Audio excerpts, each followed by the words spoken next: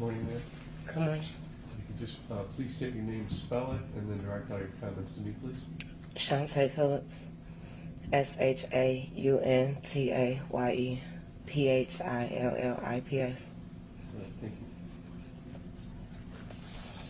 you. I'm going to read the statements that my children wrote.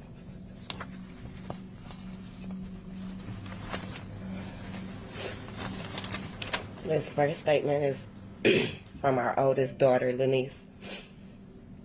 And she says, "Hi, my name is Lenice, and I'm the oldest daughter of Harold Phillips. I'm in high school, and before my dad was attacked, my parents had a car but no plate, so I took the bus. I always walked to the bus stop from where I stayed, and after I heard that my dad was mauled by dogs, I was on edge for a while. My godmom helped me for a minute with taking me to school, but even when I would have to hear barking walking home, I would be paranoid. I feel like since the owners knew the dogs was vicious, they immediately should have muzzled, and my dad didn't deserve that. I feel my dad prepared me and my siblings for when he passed, because he would say things like, "When I die, it's up to y'all."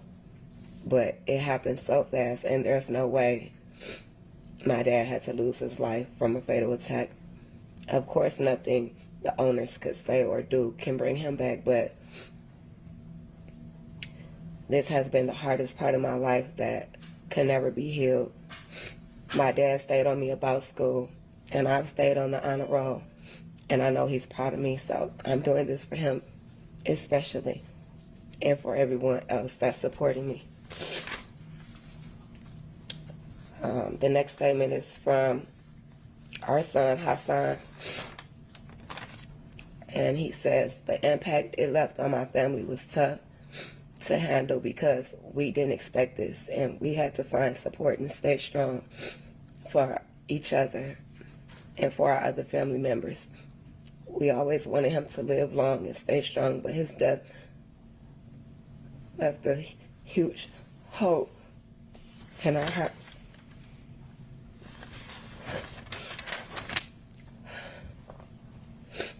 From our son, Haran, "It was sad to hear that my dad was slowly dying, and I was not happy with what happened to him, even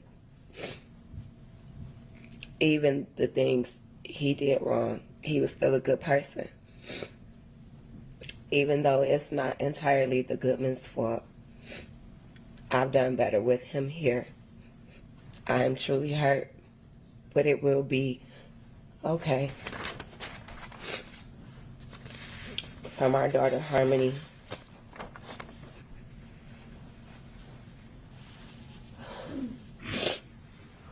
"With my dad being gone, it affected my life, and every day I cry because I can't go into my parents' room and see my dad, or I can't tell him how my day was when I get home from school, and how I have to live like this for the rest of my life without my dad being here.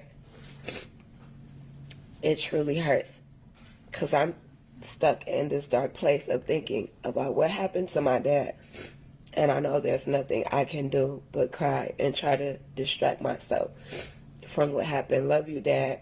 Really miss you and your goofiness." From our youngest daughter, Haley,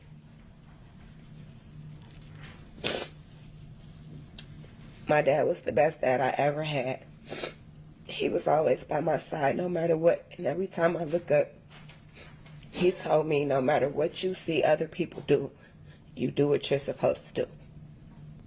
He always took us out and spent time with us, and I just miss his face and love."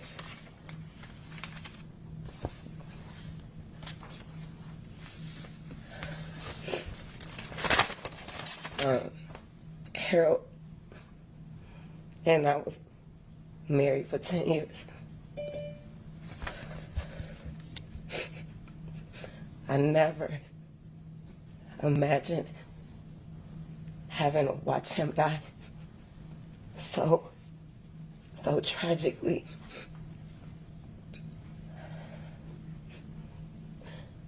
I'm just trying to do the best I can for my kids now, because that's hard to grow without a parent. I had to grow up without my birth mom. She passed when I was 5. Harold died the day after our daughter turned 8. So this entire year, birthdays, Christmas, it's been really hard. But we're doing our best. And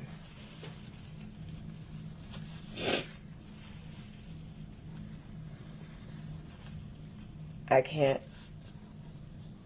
express enough the loss.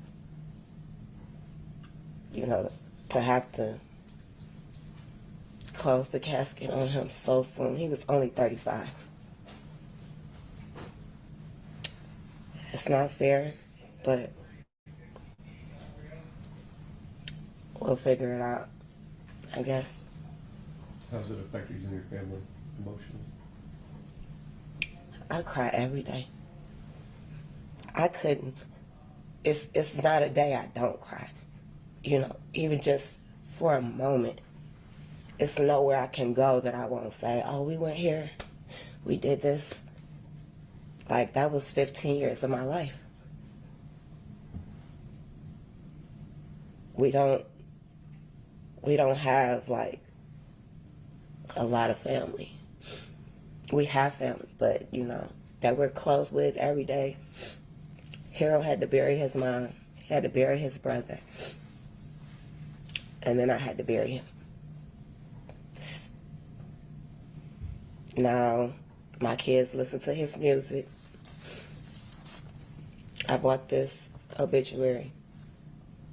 My kids listen to his music every day. And we just try to give good memories. Even though that day is a tragic memory that we can't get over. You know, I've never been a dog owner, dog lover. I refuse to go anywhere where there's dogs. I don't care, big or small. I can't, you know. And my best friend has a dog. I won't go in her house if it's not caged. So, just trying to get through this. I appreciate you giving me the opportunity to speak. Thank you. Thank you.